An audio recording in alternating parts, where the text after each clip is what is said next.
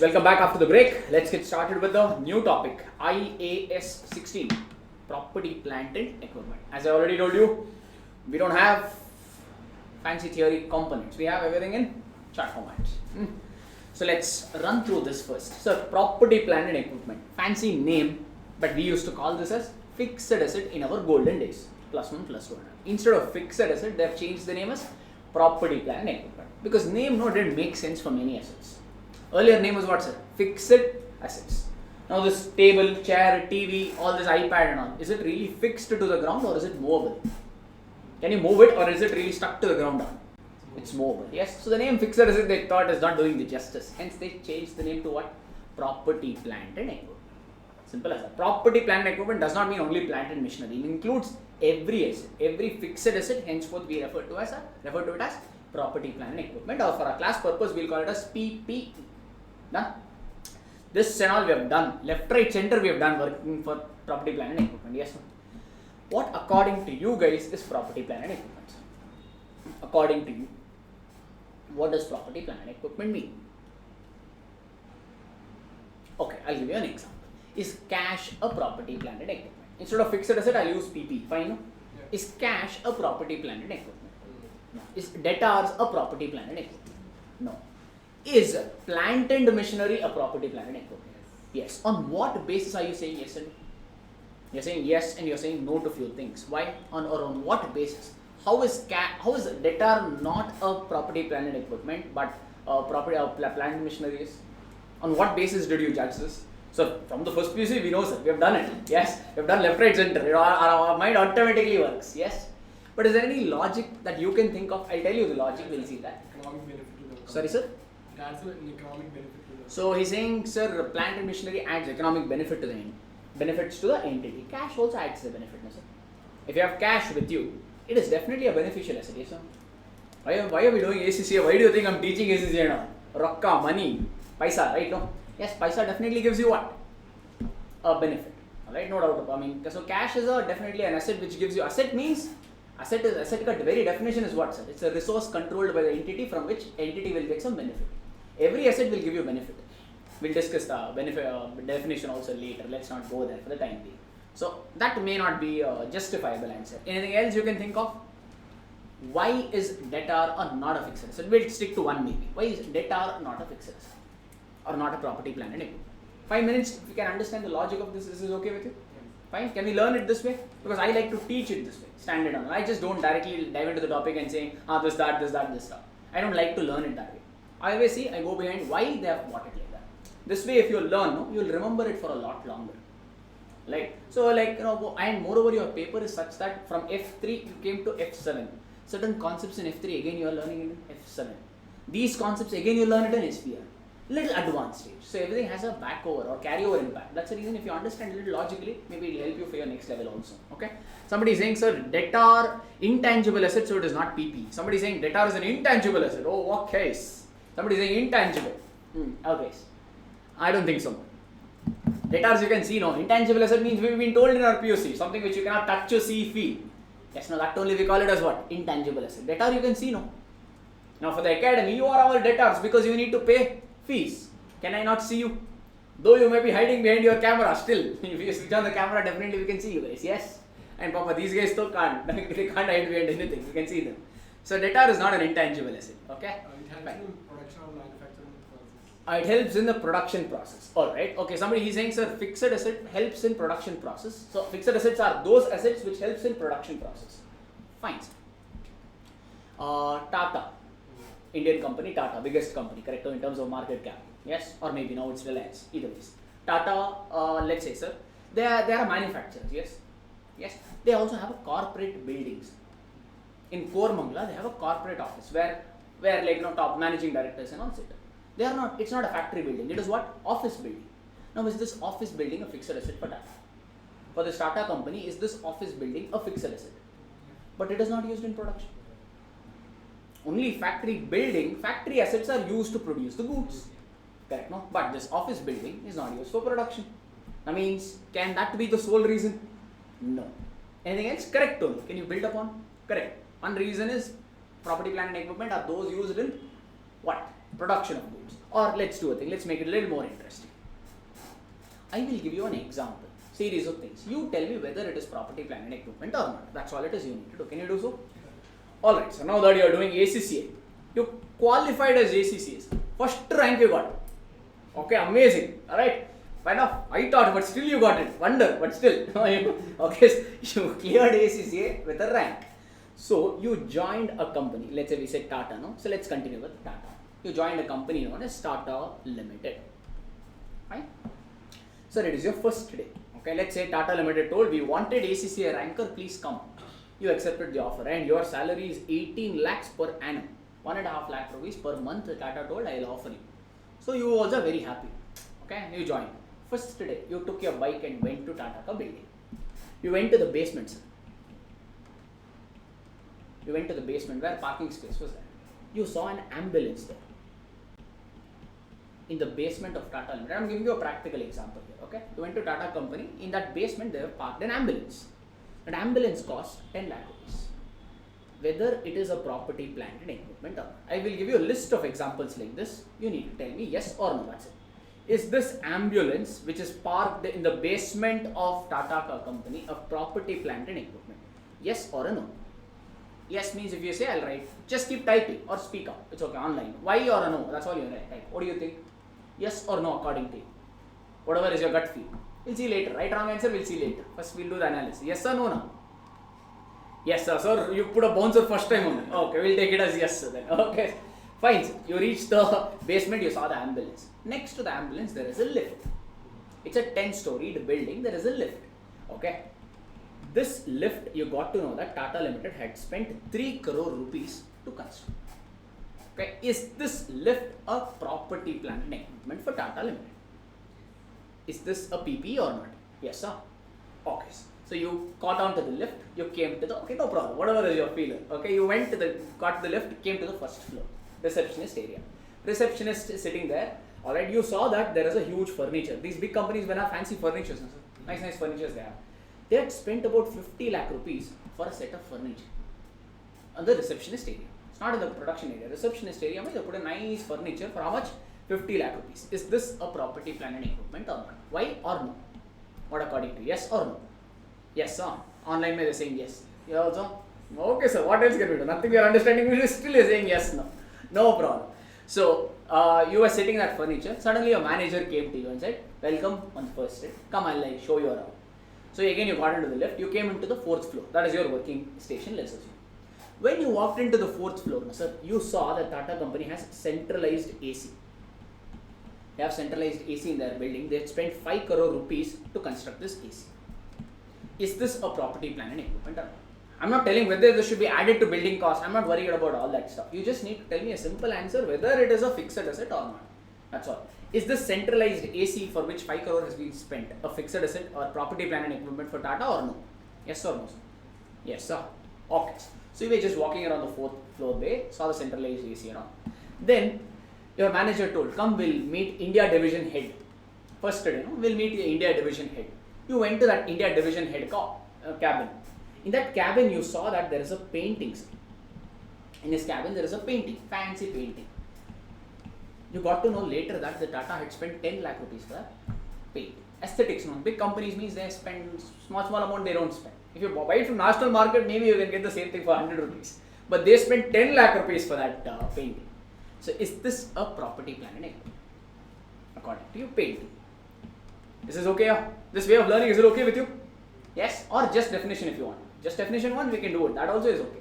That is less time, but this is more interesting and this is more retention. That's the reason I prefer it this way. You let me know. At the end of the day, I'll do it the way you are comfortable. You guys are. Okay?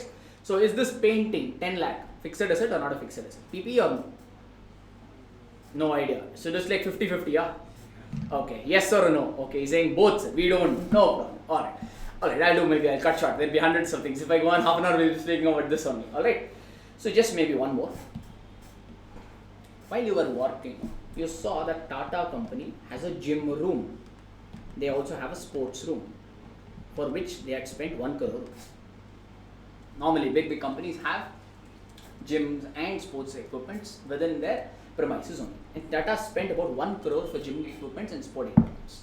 So is this a fixed asset or not a fixed asset? Yes or no, according to you? Yes, sir. Alright. Somebody is saying no. Okay, online may 50-50 there. Some are saying yes, some are saying no. These sort of answers IAS 16 tries to answer. This was the necessity of the standard. Got it? That is the reason they brought into the standard. Because certain things are not easy. As per our books, we know. Because in our books, they used to say building or machinery, plant. It was very easy for you. We went on capitalizing. But assets are not simple practically. They have 101 assets like this. So if you don't know, if there is no measurement metrics to tell what is fixed asset, what is not fixed assets, things will be little weird. Yes or no? That is the reason they brought in IAS 16 to sort out these things. Fair enough? So basically, any standard will only talk about 4 things. Any standard basically will cover only 4 things. 1, recognition. Whether to recognize that as in, here IAS 16 says whether this should be recognized as fixed asset or not as a fixed asset. That is the first area it will target, recognition. If you say yes, it is a fixed asset, then the next question will be, okay, how much should I recognize it at? Value. That is the second part standard covers. First is recognition, second one is measurement. Any standard for that matter, for most of all the standards will only concentrate on these areas. One is recognition, second one is measurement. Third one is classification or presentation. Okay, you said fixed asset. Where should I show that fixed asset? Under which category? Under property, plant and equipment, or under current assets? Under current, non-current assets means which category? Where should I present that in my? Should I show it in balance sheet? Should I show it in P&L? Where should I disclose it? That's the third area which standard talks about, which is presentation. Last one is disclosure. If you have to give any extra information about the standard, these are the 4 general principles of the standards, which most of the standards talks about. Easy. To answer such questions only, we basically have the standards. So now coming back to this question, I will not tell the answer for all this. They will not give you the answer for all these assets individually. They will create one definition. Every standard will create one definition. You have a definition of property, plant and equipment. Whichever asset meets the definition will become PP. Whichever does not meet the definition is not a PP. So that means PP, if you look at the definition, now we'll go and see what is the definition. PP, sir, means it should have 3 features. Okay, just look at me, it's okay, fine, screen is not required as such. PP means if you want to call a component as property, plant and equipment, it should have 3 features. 1, it should be tangible item, meaning you should be able to see, touch and feel them. One aside. Second one, it should be held for use. You said which use, sir? Production of goods. Here they are saying 4 uses. Either you can use that property, plant and equipment for production of goods or rendering a service or administrative purpose or rental purpose. Because most of the fixed assets will not be used for production of goods. They will be used for administrative purpose. Hence they brought in this administrative purpose separately. If this word administration was not there, no, majority of the fixed asset would have gone to P&L straight. Like I've installed AC in receptionist area. Now I'm conducting a class. I've installed AC in classroom. Because of this class, is it helping my giving my service? During summer season, AC is a requirement. Yes or no, sir? That means AC will bring a little comfort to the students and students are happy about it. So that means more number of students may come, more revenue for the academy. Possible? Same AC, if I put it in receptionist area, will I get any revenue? No, but reception is the person who makes the call. Correct? Now she is the sales coordinator. Yes, that means what? It's used for that AC, though I've installed it in receptionist area, it is used for what purpose? Administrative purpose. Still, that also will be known as property, plant and equipment. Got it now? So 4 purposes. Fixed asset means, once again I'll go back, what is that? It should be tangible item. Second one, it should be held for use. And use could be either of the 4 purposes. 1, production of goods, or rendering a service, or administrative purpose, or rental purpose. Okay? And you should have held that, or you should hold that fixed asset for more than 1 accounting period, meaning more than 12 months. These are the characteristics of PP. If you want to call a component as PP, these 3 characteristics should be compulsorily satisfied. Manageable now? This is okay. Now, this is what's a PP ka definition. Now, if you want to show PP in balance sheet, then 2 more recognition criteria should be satisfied. These 2 you should study hand in hand. Both of them go hand in hand. If these are 3 features of what?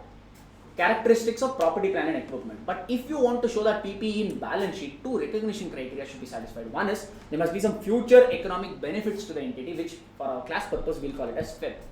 There must be some FEB to the entity, meaning because of that fixed asset, some benefit should come to the entity. Not necessarily now. Even if the benefit is coming in future, it is fine. But it should be probable that future economic benefits will come to the entity because of that fixed assets. and how much is the cost you spent for that fixed asset, you should be able to tell reliably. Meaning cost of the fixed asset, you should be able to measure it reliably. So if all these 5 features are satisfied, then you will show that fixed assets or PP in balance sheet. Otherwise, all this expenditure will be transferred off to P&L or SPL. Understood now? Everybody okay? Alright. Service portion, is it okay? Now, I am conducting my class through the online mode. For the online mode, I require camera. Correct? No? I require iPad and all. Am I selling you any product here, sir? I mean, giving you ACCA coaching. Am I selling you any product? This is a service, yes or no? I'm using iPad to give this service, yes? That means this iPad is used for what purpose? Supply of service. Because not everybody will sell the goods. Some are also what?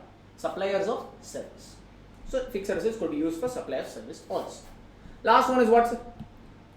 Rental purpose. Rental purpose means what? Our parents generally do this. Correct? No, our parents and older relatives and all. If you remember, one of their most common investment is what? Real estate. Correct? No. They'll buy off property. If you ask them why, they'll say, what is the common reason they'll give? Future will help. Value will increase. That's the reason I buy it. Yes or no? Or at least they will say, I will get rental income out of it. So fixed assets, if you are holding any fixed assets for rental purpose, that also will be considered here. However, we have a separate standard known as IAS 40, investment property. There we will be covering this rental portion separately. It is there in your syllabus only, we'll take it up there. Done? So these are the characteristics of fixed assets. Now, let us see how well you understood this. Now you tell me, sir, going back to this Tata car example. Tata has an ambulance. Will ambulance generate any revenue for Tata? No. But due to ambulance, let's say you are working in Tata now. If Tata Limited says, I have an ambulance, fully functional ambulance. If something happens to any employee, don't worry, we have a fully functional ambulance. How do you feel psychologically? Safe. Yes, no? That means if you feel safe, you feel more motivated to work. Yes or no? That means these are for what purpose? This ambulance, though not giving any revenue for Tata, it is used for what purpose, sir? Administrative purpose. That means I'll write the correct answer here in other ink. Maybe I'll write it in red ink. So the correct answer is ambulance is also property, plant and equipment because administrative purpose. Lift, sir. Lift. If you don't have lift, let's say it's a 15-story building. Every day people will climb up. 3 days they'll climb. After 4th day, what will they say? To hell with the company, I'll quit on. Correct or no? Who will climb 15 floors every day? That means these are required. Yes or no? So that means, is this a fixed asset? Yes. Is this furniture a fixed asset? Though not giving revenue. These are aesthetic assets. Correct, no, sir? Now you are sitting in the bench and all here. If I say we'll follow Gurukul system, please lie down on the floor and watch it. Aram se bindas like this. Okay, how do you feel about it? First day you will feel good. Nice experience. Second day you will say, hey, Goda, back is aching. Give me chair. Yes or no? Correct? That means what? All these are not, though maybe aesthetic in nature, but still required. So again, is this a fixed assets?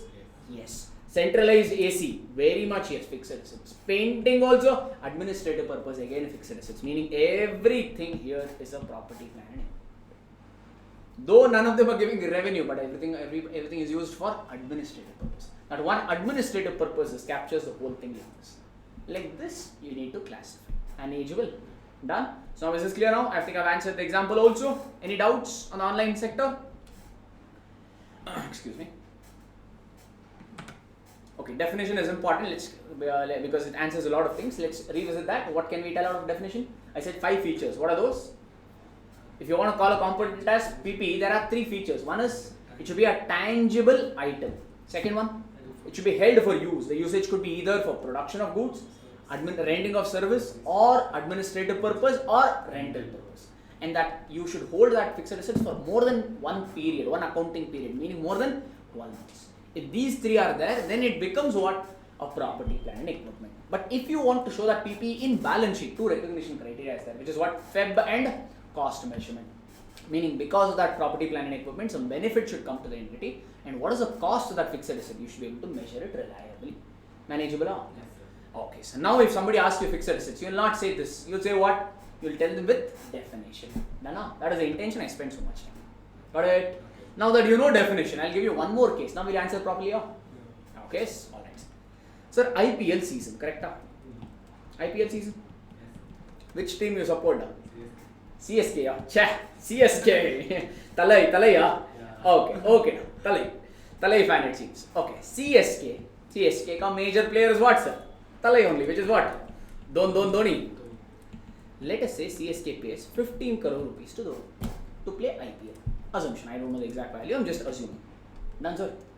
BCCI got excited. They told, let us show Dhoni as a fixed asset in our balance sheet.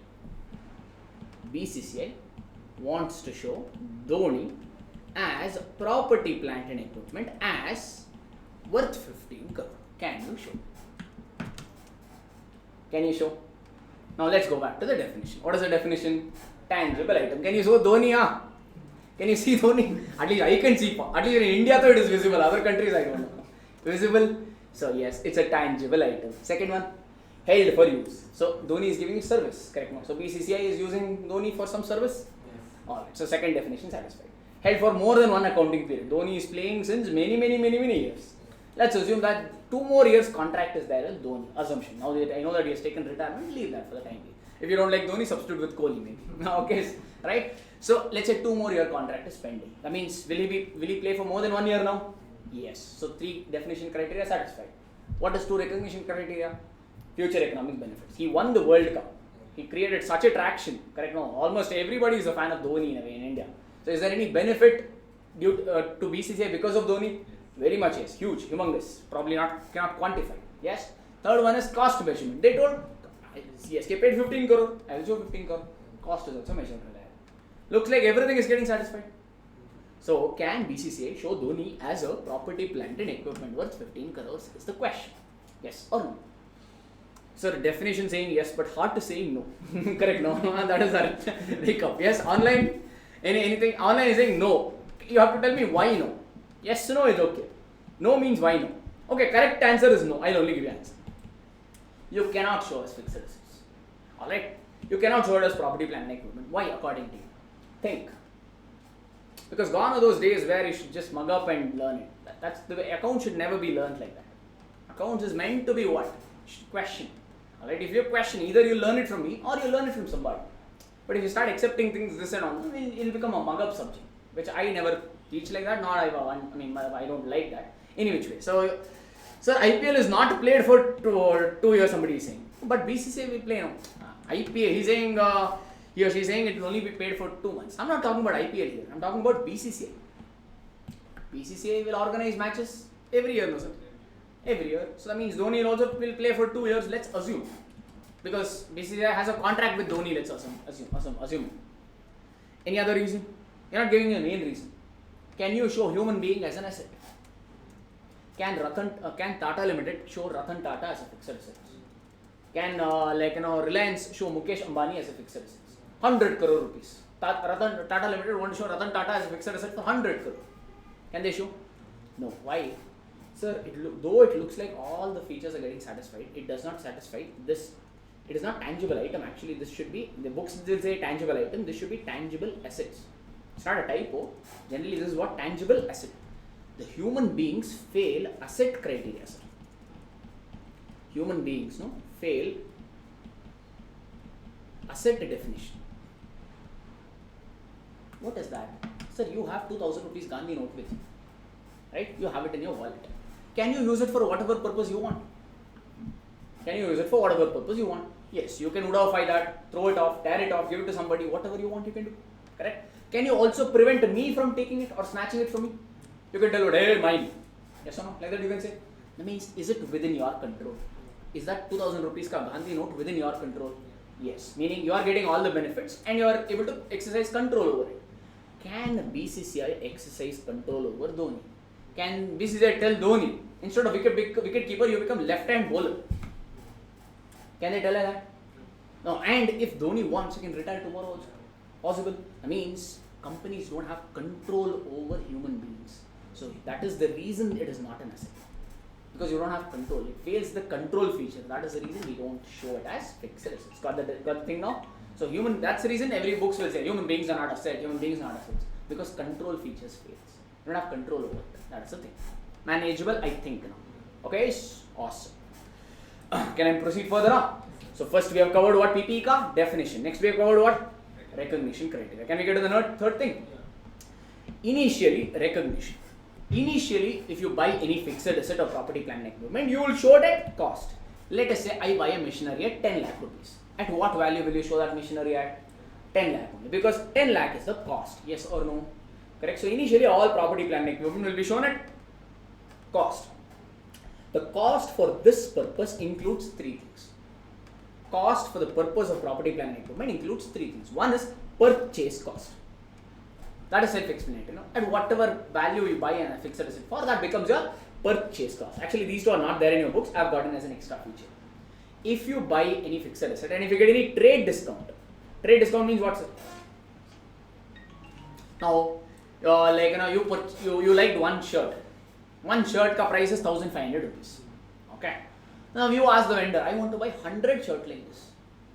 He told 1,500. What will you tell? For one shirt, 1,500. 100 shirt also 1,500. I am buying so much. What will you obviously ask for?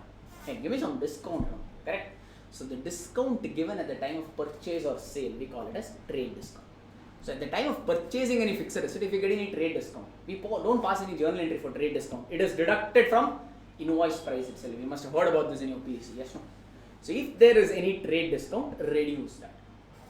And if there is any import duty, meaning if you have purchased property, plant and equipment, or if you have imported it from outside, you need to pay some charges, no?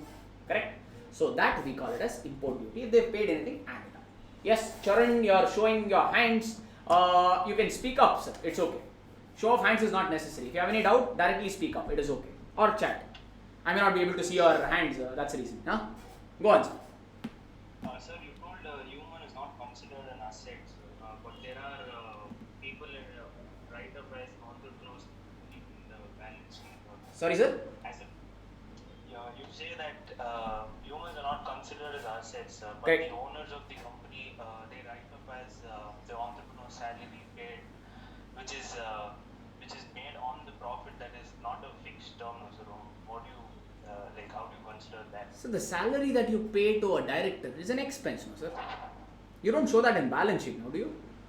The owners, sir, some of the big companies, or if you are approaching for a investment, further investment, they ask, have you paid yourself the salary? What is that term, sir? So again, as per the company goes, again, I can talk only from Indian perspective here because your different courses will have different, like in India we follow Companies Act 2013, right? Companies Act 2013 has a remuneration limit. If you have read, I'm not sure, right? You can pay maximum. There are 3 slabs. So all the directors put together, you can pay 11%. So one managing director maximum remuneration you can pay is 5%. If there are more than one managing director, 10%. Total remuneration is 11%. That is an expense that will go to P&L. It will not be booked as an it will not be shown in balance sheet, or it's not an appropriation item. Dividend is an appropriation item. All the director's remuneration that you pay, all that will be shown as a salary only. Just like salary to employee, same thing it will be shown as. Did I answer your question? Yes. Yes, it will be shown in P&L. Yes, I understand. Though many companies say our human beings are our biggest asset. If you ask any company, the only thing they'll say is what? If you ask Ratan Tata, why is your Tata company such huge? Why is it like growing in numbers? Common response they will give is what? I have a huge manpower. My people's strength is good. But still you cannot show human beings as an asset because today they are there. Tomorrow if they get a better offer, they'll quit and go because control aspect fails. That's the reason we don't show it. Manageable. So if you're paying anything to them, it will be booked as an expense. Except if you're paying it as a dividend, then it will not come in P&L, it will come in SOC. Is it okay? Because it is a transaction happening between company and the shareholders. So dividend paid will not come inside P&L. That is the reason dividend will come in SOC. Now you are able to establish that connection? Awesome. So can I move forward? So purchase cost will be considered as cost. If there is any import duty, you add it. If there is any trade discount, you reduce it. I've just bought this for your extra reference. It may not be tested as such. Alright. So next one. Directly attributable cost, meaning for our class purpose we'll call this as DAC. If there is any DAC incurred on fixed asset, that you can capitalize. You may not understand this. I'll give you another example, wacky example like this. Can we? Is it wacky or is it okay? Yeah, it's okay. Whatever you say. Yeah. Alright. Have you heard about this company Biocon? Pharma company. Cipla, Biocon and all you must have heard. No? Correct? They produce what? Pharmaceutical drugs, not Punjab wala drugs. Okay, different wala. Yes. Like let's say Biocon, they want to produce a tablet. Biocon, they want to produce a tablet which cures fever. They have an initiative that they want to produce a new tablet which can cure fever. For this purpose, let's say they bought a machinery, or they imported a machinery from Japan. This machinery was not there in India, so they imported. Alright, the purchase cost. Now I'll give you a series of costs. Okay, you need to tell whether this cost can be added to PPE. Now the question is not PPE, it is PPE only. I'm saying at what value will you recognize that PPE? I'll give you various expense. You need to tell me, can we add or will it go to P&L? That's all it is. Okay. Let us say Biocon paid 10 crore rupees to buy this machinery. Is this 10 crore a cost for plant? Is it cost for PPE? Very much yes. If this is not, that means what else remains? Correct? No. So this you can add up. Very much yes. Sir, the asset has been imported from Japan. But your company is there in Bangalore, let's assume Biocon. From Japan, if it has to come to Bangalore, there will be what, sir? You'll have to either import it via sea route or through airway. Correct? No, let's say we had whatever route it came through, there was a transportation charges incurred worth, let's say 20 lakh rupees. 20 lakh. Okay. Is it okay if I say in crores and lakhs and all, for example? It's fine, no? That's okay with you, right? You'll not take it to the heart, no? So it is dollar, millions and all, no? It's fine, right? Yeah, I hope that your lakhs and crores also you still remember. Yes? Yeah. Okay. So can you add transportation charges to machinery cost? Can you add? We'll see right or wrong answer later on. You keep answering now. We'll see. I'll give you answer later on. Yes or no? That's all you need to say. Yes, sir. So yes means I'll put a tick mark like this. Online also keep responding. Fine, sir. Yes, they're saying. Awesome. So let us say that machinery came to Biocon ka factory now. I hired some laborers. That machinery came in bits and pieces. It's a huge machinery. It came in many boxes. So I paid some loading and unloading charges. I hired some laborers to get that machinery, get that dabba inside my factory. Let's say I paid them 50,000 rupees. Can I add 50,000 loading charges to my plant and machinery ka cost? Yes. Can it be capitalized? If it capitalized means it will be added to plant and machinery. If you say no, it will be transferred to P&L or SPA. So yes or no? Yes, sir. Okay. So that machinery came inside the factory now. All that dabba is there. They unpacked it. But it is still come in bits and pieces. Can we use the machinery in bits and pieces or it needs to be assembled? It needs to be assembled. So I incurred some assembly charges. I hired some technicians. So I paid some assembly charges. Let's say I paid 50 lakh rupees to assemble that asset. Can I add 50 lakh rupees to the cost of the asset or no? Yes, sir. Okay. Once assembly happens, that machinery became one piece now. After that, straight away Biocon can manufacture a tablet and start selling it to the people. Or is there any protocol you need to follow? Sir, these are medicines. Left, right, center, you can produce, anyone can produce medicine and sell it off. No, what do you need to take? Approval, correct? No. Before approval, first you need to test whether what? Whether are you able to produce a tablet which is curing fever? Yes or no? So first Biocon did one testing, sir. Testing charges one. They incurred 1 crore rupees to do the testing charges. They hired some scientists, mixed some formula, put in some chemicals, and towards this testing charges, how much was incurred? 1 crore rupees. So can you add 1 crore rupees to the cost of PPE? Can you add 1 crore rupees to the cost of PPE? Charan, you raised your hand again. Is it the old one or you have any doubts, sir?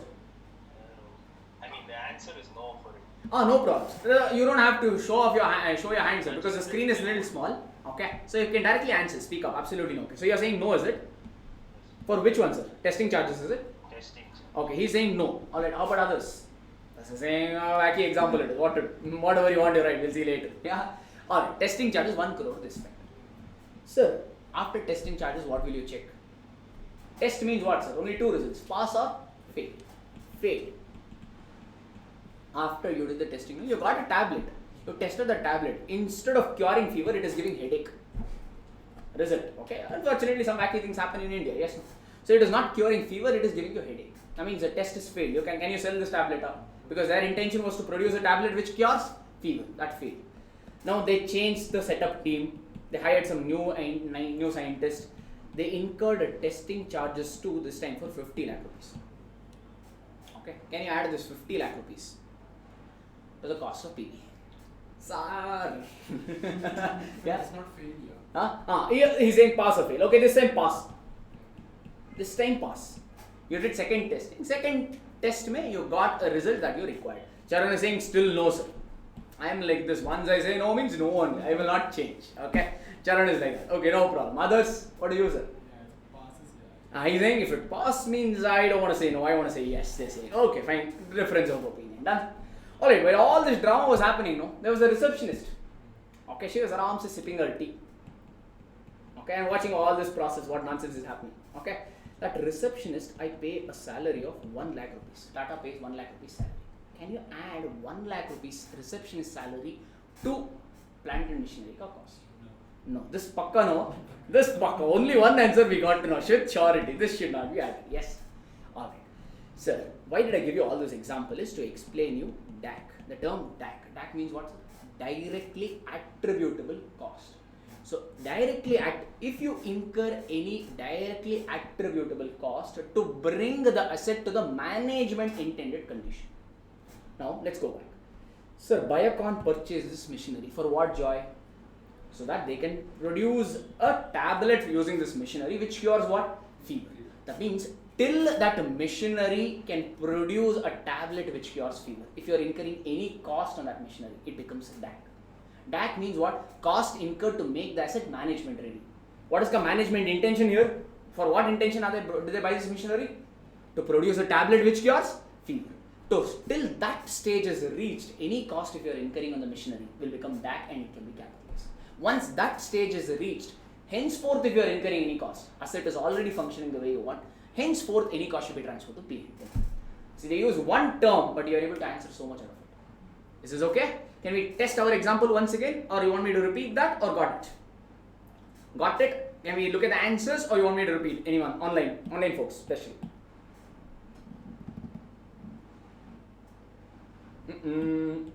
Logged off, huh? Time off. They're saying got it. Okay, still there. Thank God. Okay, answer I'll give you here. Okay, here's. Can you add purchase cost to plant and machinery cost? Very much yes. That's a major cost. Without that, there's nothing else. So transportation charges. So unless you pay transportation cost, will it come inside your factory? No. Unless it comes inside your factory, can you use it? No. That means, is this a DAC? Very much yes. That means, can you add? Yes. Getting it?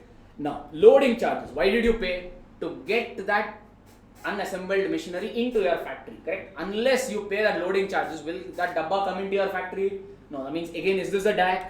Yes. That means, can you add? Yes. Assembly charges 50 lakhs. Unless you assemble, will it become one plant and machinery? No. If it doesn't become, can you use it? No. That means, is it a DAC? Yes. That means, can you again add it? Yes. Testing charges 1.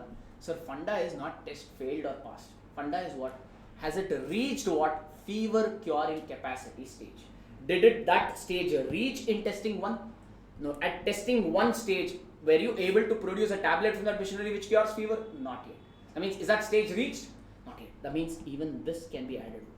Yes or no? Because stage is not reached. Manageable. When will the stage reach, sir? Can you tell me what is the cutoff? Once you incur testing charges 2, you are getting a machinery from which you can produce a tablet which cures fever. That means the stage will be reached when? When the testing charges 2, after incurring testing charges 2. So that means, is testing charges 2 also a DAC? Yes. So that means once you incur testing charges 2, has an asset reached the management intended condition? Has it reached the location and condition? Yes. Henceforth, if you are incurring any cost, receptionist salary, inauguration cost, to inaugurate this machinery you call Shah Rukh Khan, he cut the ribbon. But still, doesn't matter. All this will still go off where? To P&L. Because asset is already ready. Getting it out? Manageable. Can I give you one extra example here? Sir, who will operate this machinery? Oh. I have a doubt. Go on. Why do you take the maintenance cost of the machinery in P&L and the installation cost? I'll come to that, sir. I'll come to that. One moment. Yeah, I'll come to that. Yeah, next stage, that is subsequent expenditure, it will come. Can I put your doubt hold maybe for the next 20 minutes or so? It will come. There it will have a little more clarity. Yes? So that the others also can understand. That's the reason. Fine? Oh, okay. He is asking why maintenance cost be transferred to P&L. That will come in a bit. So he's probably 2 steps ahead of me. I am a little slow. So I'll just put this question on hold. Done? Okay, sir. So adding to this example. Sir, who operates this machinery? Will Biocon managing director come and operate? Who will operate? Normal employees, correct?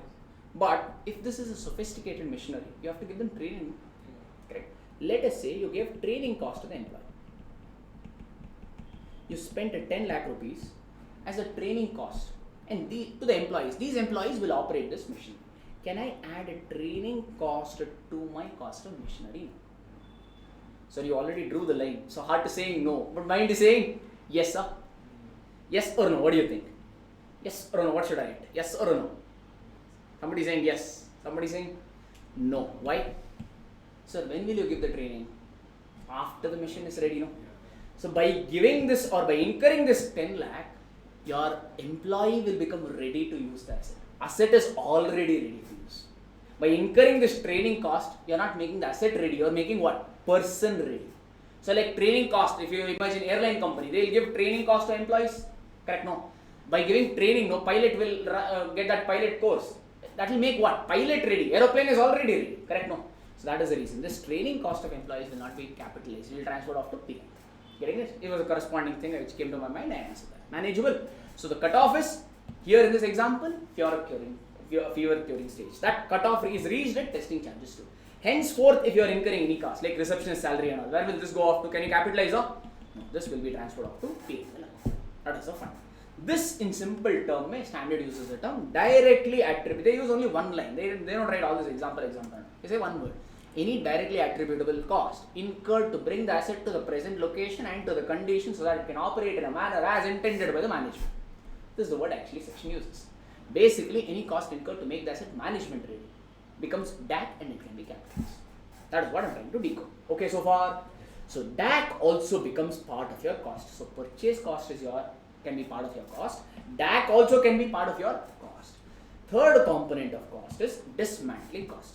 Can I get to the third section or you have any doubt?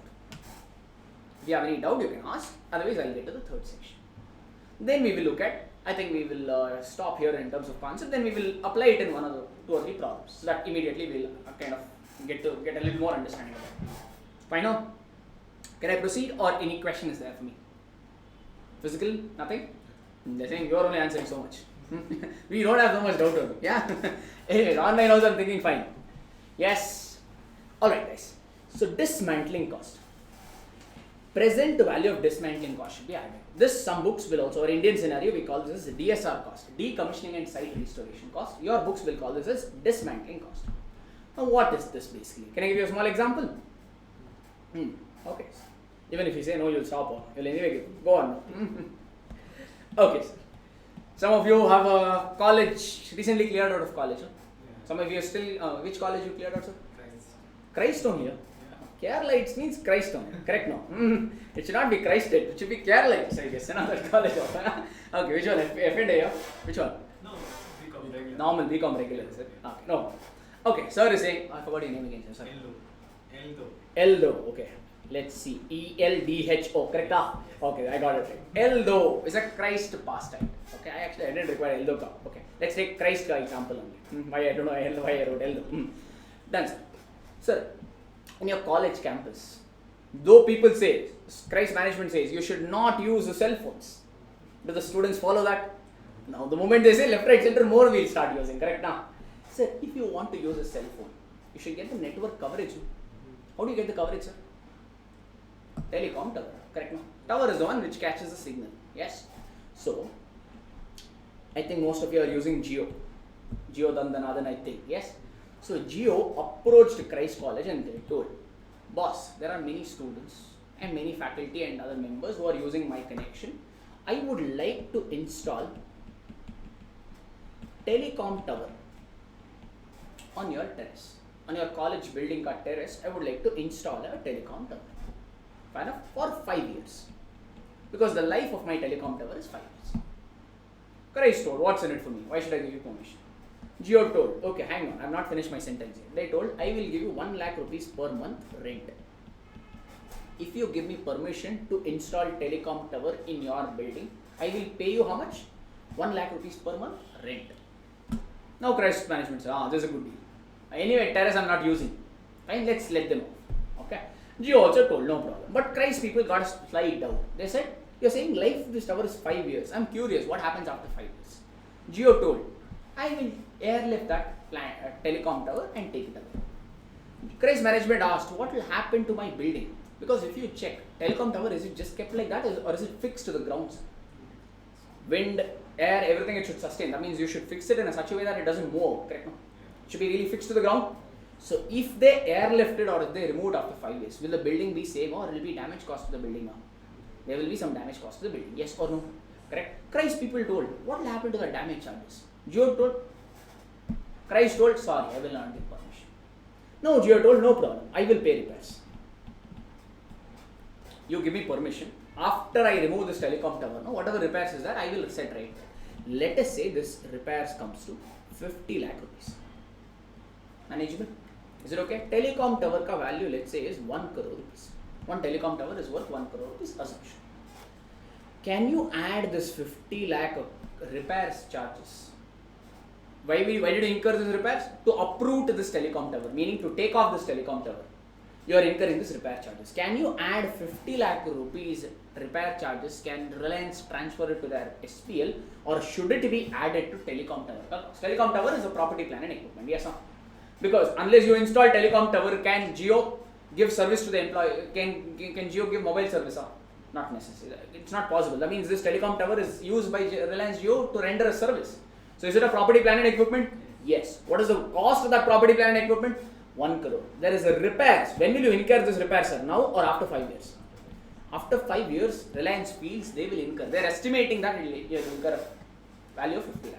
So my question to you is, where should this 50 lakh go to? P&L or PP?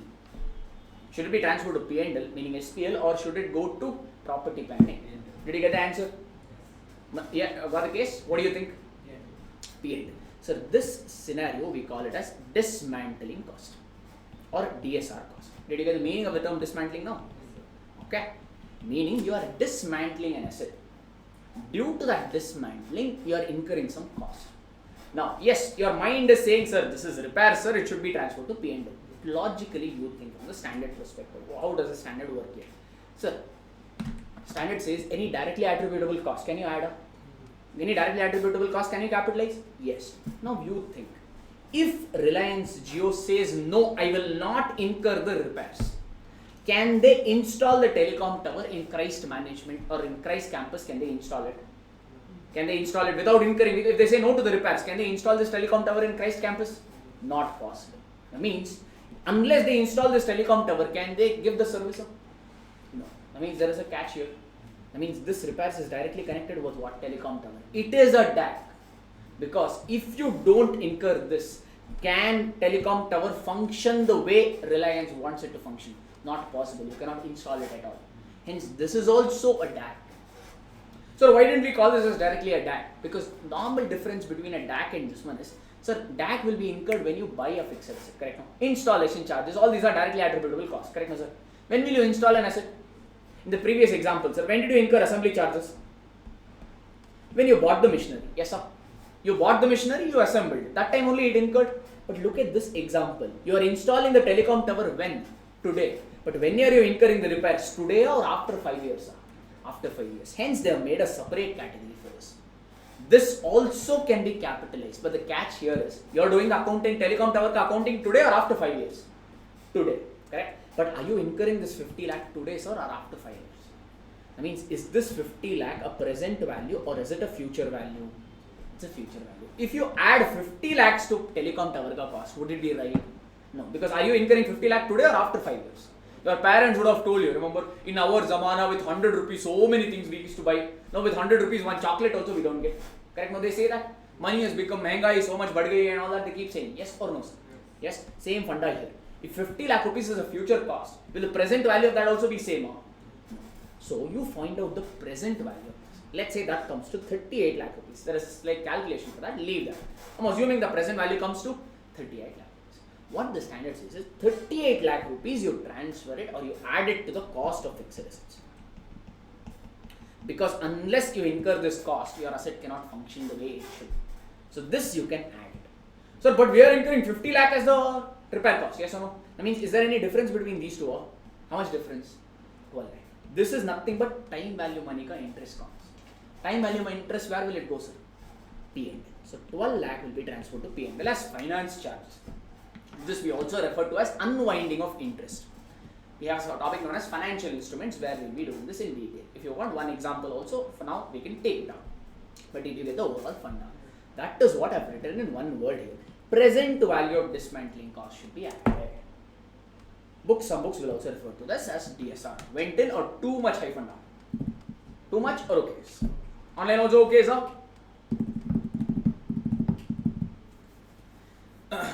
A response would be nice at this point of time.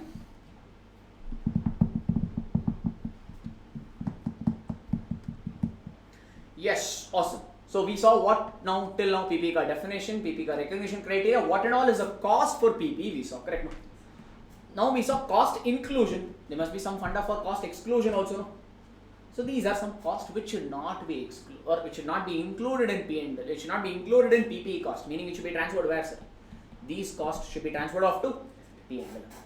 That is your selling and distribution cost. Like now in this Biocon example, sir, if you want, I can go back to this example.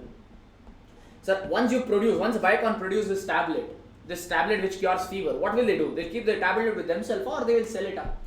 They will sell. To sell, normally they'll have selling agents, correct? Agent will sell it free of cost or he'll charge some commission, sir. Commission. Can you charge that selling agent ka commission? Can you transfer it to, can you add that to plant and machinery ka cost? No. Why? So you will sell the product after what, sir? After getting the product on, To get the product, asset should work the way management wants it. Yes or no? Is that stage reached then? Yes, the cutoffs get reached at which stage? Testing 2 only, correct? After that, if you are incurring any cost, it is not related to fixed asset, hence it should be transferred off to P. Hence, if you have any general administrative or selling and distribution cost, that shall not be capitalized, but it will be transferred off to P&L. If you have any abnormal loss concept you knowing? Yes. So while installing, some gadbad happened, they broke one part. Alright, if like something like this happens, if there is any abnormal loss, again that will be transferred off to P&L, because their funda is abnormal loss should not make the asset cost higher. Fine. These are the cost exclusions. Again, not called out in your books, I've just brought in. They brought in the case study, not called out separately as a provision. I thought it will be good to have that also. There are more actually, which books are not angry. In fact, I already told. Ribbon cutting Shah Rukh Khan, that is what, sir? Inauguration cost. If you have inauguration cost, any losses before commercial production, if you have such costs, that also will be cost exclusions only. These are the funda. If you want, I'll give you a minute, just quickly observe this once. We will apply what we learned it in a couple of case studies. I think we have a couple of questions. I'll give you 2 minutes. You can ask if you have any doubt also, you can ask me. Can I? Need some more time or can I move forward? Online also, can we solve a couple of case studies? Or have any questions or need some more time? Alright, I'm thinking they are okay. Alright, case study is there in your booklets. Practical questions I have given you. We'll take up this question number 1, maybe we'll take up. Questions on IAS 16 property, plant and equipment. An entity has started constructing a building for its own use. So they're not buying a building, they're constructing their own building. From 1st April 2017 onwards, they've incurred the following cost. They've given you various costs. You need to tell, can you add this cost to the building? Can it be capitalized or should it be transferred to P&L? That's all it is, funda. Purchase of land. Sir, without land, can you construct a building? No, that means can you add a land cost? Yes. Whatever I add, I'll write as plus. Then we look at the solution. This is a very simple thing. Stamp duty, sir. Sir, land, the moment you buy, you will get that land registered in your name. To get that registered, you have to pay stamp duty. So that means all these are what, sir? Part of your purchase cost only, So can you add stamp duty? Yes. So when you're buying land and all, directly you will not buy. You will consult what? A lawyer to see if there is any case going on, if the papers are right. So lawyer will charge some fees. Can you add lawyer's fees? Yes, because unless you do that, you will not go ahead and buy the product or buy the land itself. Yes. So it becomes again part of your purchase cost or becomes a DAC, you could say. Site preparation and clearance charges. If you're constructing a building on a land, means if it's a vacant land, you will see normally all that huge bushes, plants and all would have grown. If you want, you need to cut off that, yes. Or some cases possible that you could be having a rocky surface. Land could be like this Humpty Dumpty. Can I construct a building like that? No, you have to level or you have to incur some leveling charges. So can you add leveling charges to the cost of the building? Very much yes. Why? Because unless you incur, can you construct the building? Not possible. So can you add this? Yes. Next, they've given material costs of 100,000. All these numbers are in thousands. So to construct the building, you require that brick, cement and all this, heat and all. Yes. Can you add material cost to the building? Yes, because unless you incur this, can you construct building? Not possible at all. That means, can you add this? Very much yes. Labor charges. If you're constructing a building, you have to hire some laborers and you have to pay them some wages. Can you add labor charges to the cost of building? Very much necessary. Why? Unless you incur it, you cannot construct a building. Unless you construct a building, you cannot use the building. I mean, in order to reach that usable stage, these costs are very much necessary. Means all these are what's directly attributable costs. That's the reason. Hope I'm not going fast. Everything is going in. Architect's fees. So if you want to construct the building, architect will give you the design and stuff. Yes. So again, again all this DAC. Yes. That means, can you add? Very much yes. How about general overheads? General overheads is your receptionist example, salary again. Can you add that to the cost of the building? No, because is it anyway related, or they are only using the term general? General cost means it is not related to the building alone. It is related to 101 things. So general cost cannot be transferred to cost of the building, meaning it should be transferred off to P&L account or SPA. Manageable. Let us see if they have given anything in adjustments. Material costs were greater than anticipated. Okay. On investigation, it was found that the material costing 10 million had been spoiled. So the moment you read the word spoiled, what should click to your mind? Abnormal loss. Yes or no? Some materials you have not kept it properly. Due to that, there is some spoilage. Fine. If you had stored it properly, maybe it would not got spoiled. So this is an abnormal loss. But this material includes, it was found material costing 10 million had been spoiled and therefore wasted, and a further 15 million was incurred on the material as a result of faulty design work. So total material cost is how much, sir? 100,000. This 100,000, all these numbers are in thousands. Here they are given in millions. So 10 million if you have to express in thousands. 1 million is 10 lakh if you want. 10 million will be 1 crore. 1 crore divided by 1000 if you do, you go down and get what? 1000. 10,000, 1 lakh. Or 10,000, yeah? 1 lakh, 10 lakh, 1 crore. Yes, so if you want to express this like 10 million will become 10,000. If you have to express it in 1000, because all these numbers are in thousands. These numbers are in million, that's the reason. Manageable. So, $10,000 million worth of material, or $10,000 worth of material, you have incurred due to spoilage. That means, what is this? It is already included in this 1 lakh. Can we include this 10,000 or what we should do? Can you tell me now? Just now we wrote already. What did we write? Abnormal loss should be included or should be excluded? Excluded. But they've already included in the material cost there. What should we do? They've already included. Hence what should we do? Minus 10,000. Got it? These are materials due to spoilage. Only one material lost or another set is lost out. Another 15 million was incurred due to faulty design work. Means again what, sir? Again this is an abnormal loss component. 15 million if you have to express in 1000, now this will become 15,000. Yes or no? It is already included in this 1 lakh. Can we include this or should it be excluded? They've already included. So what to do? Minus 15,000. Got it? Because both of them are abnormal component. That means only how much material cost can you add? 75,000. Entire material cost cannot be added. Hope this is clear. Can I move forward? As a result of these problems, work on the building ceased for the fortnight during October 2007. 1 week you stopped the work, fortnight means 15 days, no? So 15 days you have stopped the work, and it is estimated that approximately 9 million of the labor cost relate to this period. There is a stoppage of work due to abnormal feature. During that period you have paid 9 million as a labor cost. That means this also becomes what? An abnormal only. Correct? No. If this material was not spoiled or this design work was not faulty, means would this labor cost come in or we could have saved this? Could have saved this. That means again 9 million means again can I write it as 9,000? Correct? It's already included in labor cost. Can I include 1,50,000 or what should I do? Entire 1,50,000 cannot be capitalized. I should do what? Minus 9,000. That means only 1,41,000 worth of labor cost should be added. Yes, sir. Can I? Building was completed on July and occupied from September. That is okay. It is irrelevant. It is relevant not for this scenario, maybe for the next scenario. So they are asking how much cost will you capitalize? Take your calculator for half. You do this. Let's see. 350 plus 5, 40, 360, 360 plus 18, 378 plus 100 plus 100 no? 378. 378 plus 75 plus 141 plus 30. If you add, my calculator is showing 6,24,000. That means totally how much can you capitalize?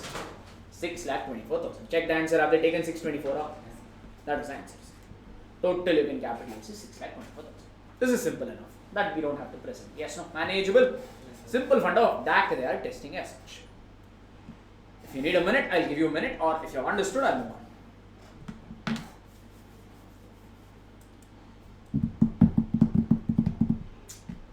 No doubt, sir, but we are counting time.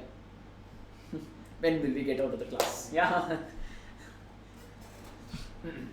Yes. Okay, getting out is okay, fine, but everything is going in. Yeah, it's not going like this and this, no. Everything is just okay. Okay, that's good to know. Online also. Online people are saying side by side, maybe we are doing 101 things. You don't know. You'll never know also. Yeah. Yes, they are also saying no, sir. We are also. Hey, what, you are writing the exams next month, or how many days? Time is there a little bit then. Not much time also. Okay, we are serious on that. Okay, no problem. 1 minute. I think a couple of other problems also. So we can take it. Okay. Maybe. You remember we did dismantling cost or DSR cost? There is one example for that. Can we look at it? Okay. If an oil rig was built in the sea, so sea and oil, if you want to extract oil from the ocean, you'll have to build an oil well. Oil well, if you just check. Many companies will build that oil well. Okay. So that only we call it as oil rig there, oil well basically in the sea. The cost to be capitalized is likely to include, okay, this is okay, leave that. If an asset cost $10 million to construct, so one company is there, they're building an oil well. The cost to build that oil well is how much? $10 million. So is this oil well a property, plant and equipment? Look at the definitions. Tangible item. Can you see that oil well? Yes. Held for use. Why do you think companies build oil well? To extract oil. That means oil they will sell, correct? No. So it is used in the production of goods. Alright. Third one, it is used for more than one period. Normally when they build oil well and all, it will stay for more than 1 year, 4 5 years, probably more also, possible. So it is generally used for more than one accounting period. So PPE card definition is satisfied. What is recognition criteria? Web and cost measurement. Can you measure the cost of oil well? Ka cost is 10 million. Why are we constructing the oil well? Just like that, or are we getting any benefits?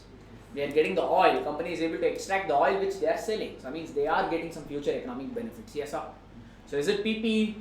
Yes. So cost of that oil construction, oil well construction or oil rig construction is $10 million. So far okay?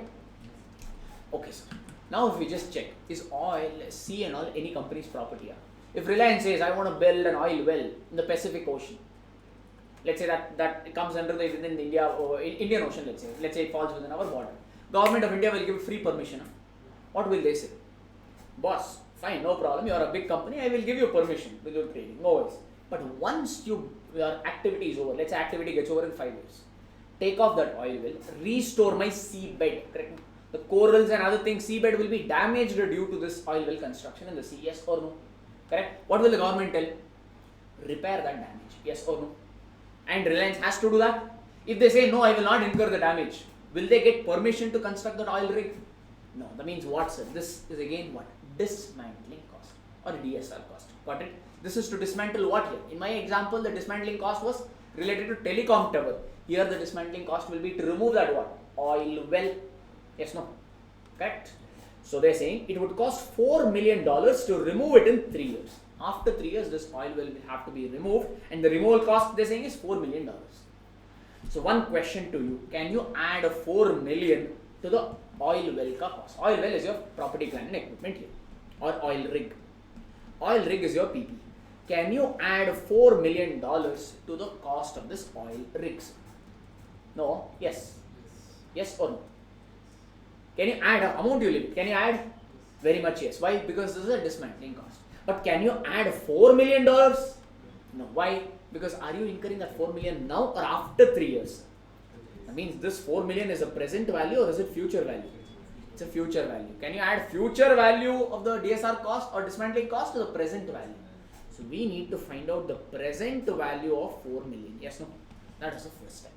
Find out the present value of that 4 million and then add it. Got it? FM is over for you. FM topic is over. Yes or no? No? Okay. Have you heard about discount factor and all? Yes. They're saying the present value of dismantling cost must be calculated if the interest rate as in discount factor. To calculate the present value, you require discount factor, no, sir? Yes? So discount factor, they've given it as 10%. So can you tell me how this present value calculation works? It's simple maths as such. So there's nothing but what, if you remember your PUC, you used to write year, used to write cash flow. Maybe I'll just present it in the same format if you're comfortable. Then you write discount factor. Discount factor at what percentage? 10%. Then you write discounted cash flow or present cash flow. Present value of cash flow. Yes, no? Year 1, 2, 3, correct? All the 3 years you'll incur the repair cost here, or only third year? Only once you'll incur this removal cost. When will you remove this oil well? After 3 years. That means every year will there be cash outflow? No. First year no cash flow. Second year no cash flow.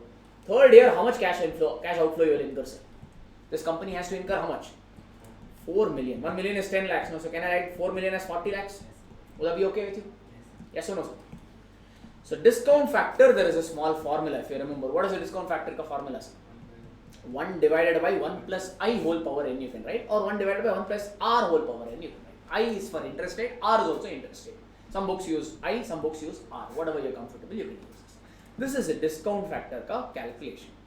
Okay, first year are you incurring any costs? So that means this discount factor are not necessary. Third year you need to calculate. Some of you are not comfortable with the calculation. How you calculate is 1 divided by 1 plus I. I here is the interest rate, sir. How much is the interest rate? I here is the 10%. 10% if you have to express in full number, can I write it as 0.21? 10 divided by 100 if you do, you're going to get 0.1. No? Which year are you going to? What is the formula? 1 divided by 1 plus R whole power n. N is for number of years. Which year are you going to incur this expenditure? Third year. That means you have to write this. Yes, no? 10% though you can mug up only. First year it's 0.9090. Second year is 0.28264. Third year is 0.7513. Because majority of the problem will have this only. Next 0.68. 4 years I would say buy out it off. It's okay. It will come any which way. A majority of the problem will have 10%. That is the reason. I thought I've registered that in my mind only. 0.7513 is your present value. If you take 1 divided by 1.1, or if you don't want all this stuff, 1 divided by 1.1, you are incurring in third year, no? So 1 divided by 1.1, 3 times press equals to button. In your calculator, you're going to get 0.751. That's a simple way to calculate it. I'm sure you must have done it, but just showing it just in case anybody has any issues. Done? Discounted cash flow, first year, second year, nothing. Discounted cash flow is nothing but 40 lakh multiplied by 0.7513. Multiply, sir. 40 lakh multiplied by 0.7513. How much are you going to get? 30 lakh 5,200. Any confusion anybody is having about this calculation? We'll have to calculate a lot of this in your leases and your financial instrument topic, but just here it just came, so quickly I'm running through. Anybody having any issue? If you want me to repeat, please don't hesitate. You're paid full fees, you have full right to ask the doubt. Unless you're not paid the fees, then don't ask. Just kidding. Yeah.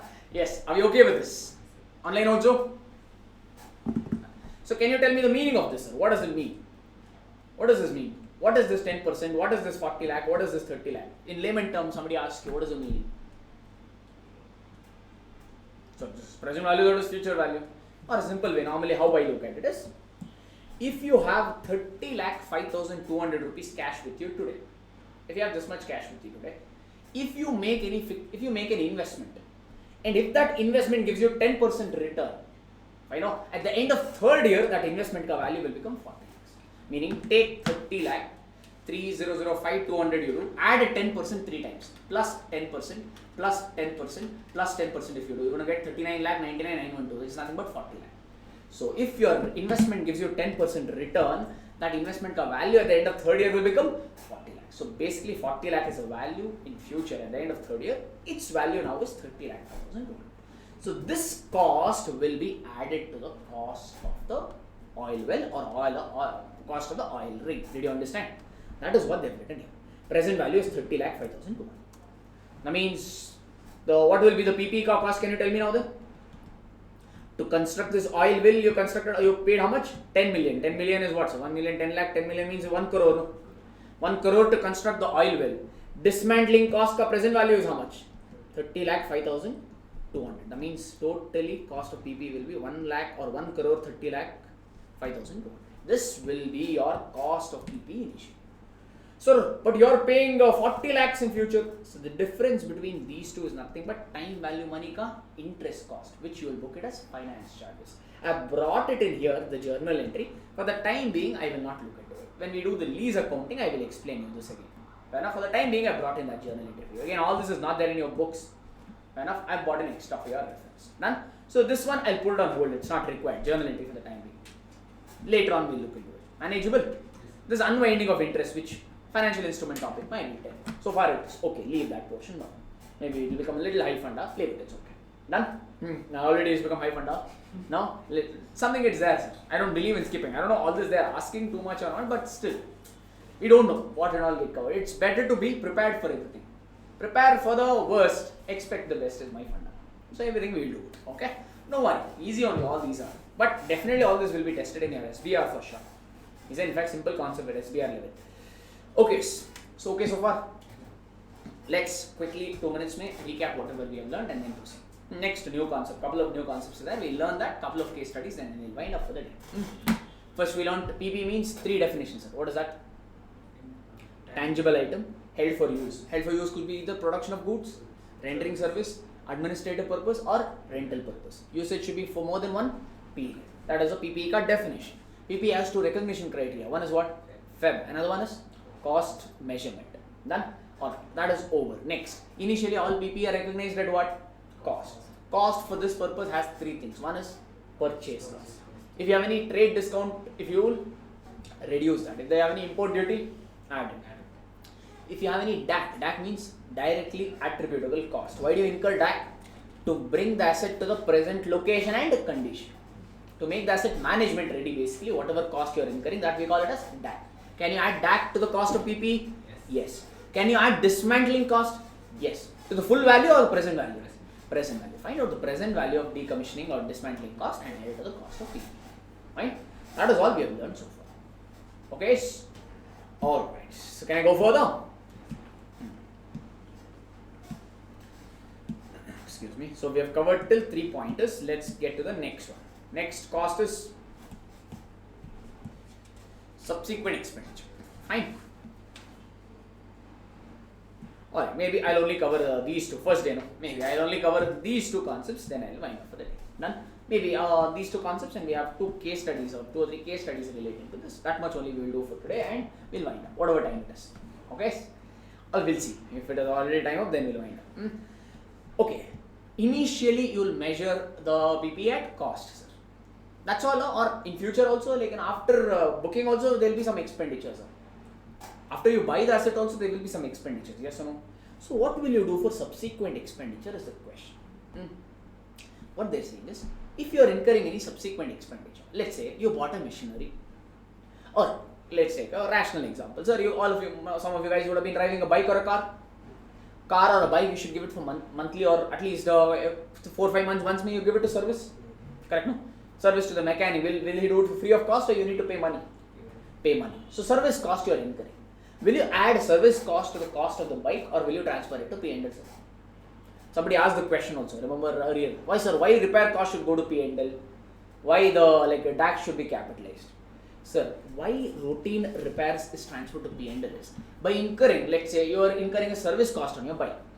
By incurring service cost from mileage, let's say you are getting a mileage of 20 now, it will become 30. Or why do you incur a service cost? To enhance the benefits or to maintain the benefits?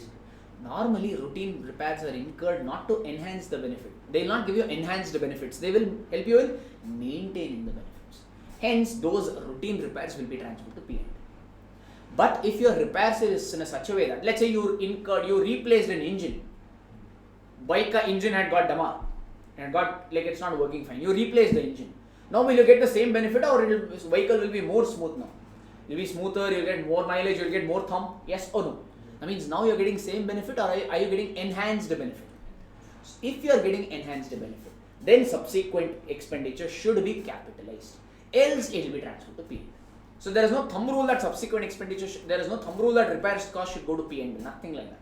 So what standard says is, you check if due to subsequent expenditure is recognition criteria met. What is recognition criteria? FEB and cost measure. Repairs cost usually you can measure, but what is the first one? FEB means what? Future economic benefit. If you are getting benefit, then you capitalize, else transfer to P&L. That is the rule. But in our PUC and all, generally they made it easy. What is that? Repairs you transfer to P&L. Not necessarily so. You will have to assess the repairs. If you are getting enhanced benefits, then it will be capitalized. If it is routine, then it goes up to P&L. I think Charan it was. Did I answer your question, buddy? Awesome, Papa, he's been waiting. He thought he'll log off. No? Alright, fine. Can I move on? So this is the first criteria. So routine subsequent expenditure, if recognition criteria is met, you capitalize, else it goes off to PA. Alright, let's do a thing. For these two, I will give you a small case study and then I'll just take it up. Maybe I'll read it once. If there is overhaul expenditure or major inspection charges, then they are capitalized and depreciated till the next overhaul or inspection happens. Fancy term. Yes? Can I give you a small example?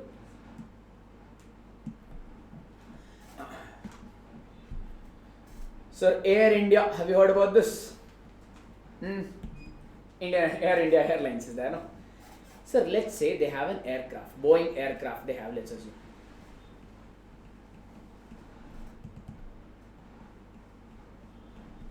Let's say Boeing actually aircraft costs a lot. For simplicity purpose, let's assume it as 100 crore. They have an aircraft, they purchased it for by paying 100 crore rupees. Or you wanted, let's say, why Papa? We'll say $10 million. Okay, fine. Crore lakhs is so much over, no? $10 million was incurred to buy this Boeing aircraft.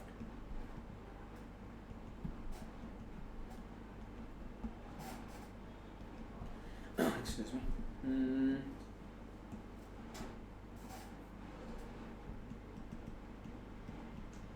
Sir, aircraft has an engine. If you want to replace the engine, it will cost $2 million. Fine. Interior means your cabinets and your all that interior work, let's say costs about $1 million. Totally you paid 10 million. When you buy an aircraft, everything you'll get, no engine, all these interiors you get. Towards engine, it's about 2 million. Towards interior, it's about 1 million. Towards others, let's say it is 6 million. Towards overhaul charges, it is 1 million. This is the breakup. If you add everything, 2 plus 1 plus 6 plus 1, you're going to get how much? $10 million. That is the breakup of that 10 million aircraft cost. Okay. Why am I giving you this example? Let's take it up further. Sir, Boeing aircraft ka general life is, let's say, 20 years. Aircraft as such, you can use it for, I assume, 20 years. But engine needs to be replaced every 10 years. Aircraft as such will run for 20 years, but engine you have to replace it every 10 years. Interior you have to replace it every 2 years. Because India, no. Correct. People use the facility left, right, center. Full oil they put and aram se, they'll put out the seats. Yeah. So they'll never, at least aircraft is better. The railways and all full going down. Yes, sir, left, right, center. Yes, we don't use it properly. So in interiors and all, the company feels every 2 years we need to replace. Or maybe let's keep it practical. Alright, every 4 years we need to replace. The seat and all, no? Would have become dirty, they have to probably replace the airline, some cabinets and some seats and all needs replaced. Other parts, let's say, comes for 20 years. In airport means aircraft means it'll have 101 parts. No? Other parts, let's say, comes for 20 years. This is okay? Okay, now the question to you is, I'll stop at overall. First, I will take up this aspect. Aircraft means you will calculate depreciation. Yes or no? Aircraft means it's an asset, correct? Fixed asset. Will you depreciate? Will Air India depreciate this aircraft, sir? First question, will they depreciate? According to you, will property, plant and equipment, should it be depreciated or no depreciation? Will depreciate or no depreciation, sir? Will depreciate. Okay, fine. Alright, sir. Why hesitancy? Why hesitancy? Sorry, okay. I thought you were going to answer some concept. No problem. So, will you depreciate? Generally, fixed assets are depreciated. Yes or no? My question to you is, will you calculate depreciation for 20 years? Now, engine has a life of only 10 years. When you are calculating engine car depreciation, will you depreciate it for 10 years or will you depreciate for 20 years? Aircraft as such comes for 20 years. But there are some parts of the aircraft which does not come for 10 years, which has to be replaced much before than that. Engine needs to be replaced within 10 years. Interior needs to be replaced within 4 years. Other parts comes for 20 years. Now my question to you is, entire 10 million will you depreciate over 10 years? Let's say we are using straight line methods. What is depreciation as per straight line method? Can you tell me the formula? What is that?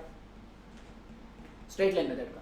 Original cost minus scrap value or residual value divided by useful life. Correct? No? So original cost, you bought this aircraft for how much? $10 million. So I'll write it as 10 million. Let's assume salvage value is 0. Residual value, for simplicity purpose, I'm taking it as 0. Divided by useful life. How much is useful life, sir? 20 years. So 10 divided by 20, will you calculate 0.5 million as depreciation every year?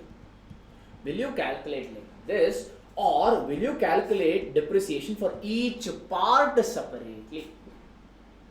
Will you calculate for depreciation for the entire asset together like this, or will you depreciate each part separately? Is the question. Did you get the question? Now some thoughts, please.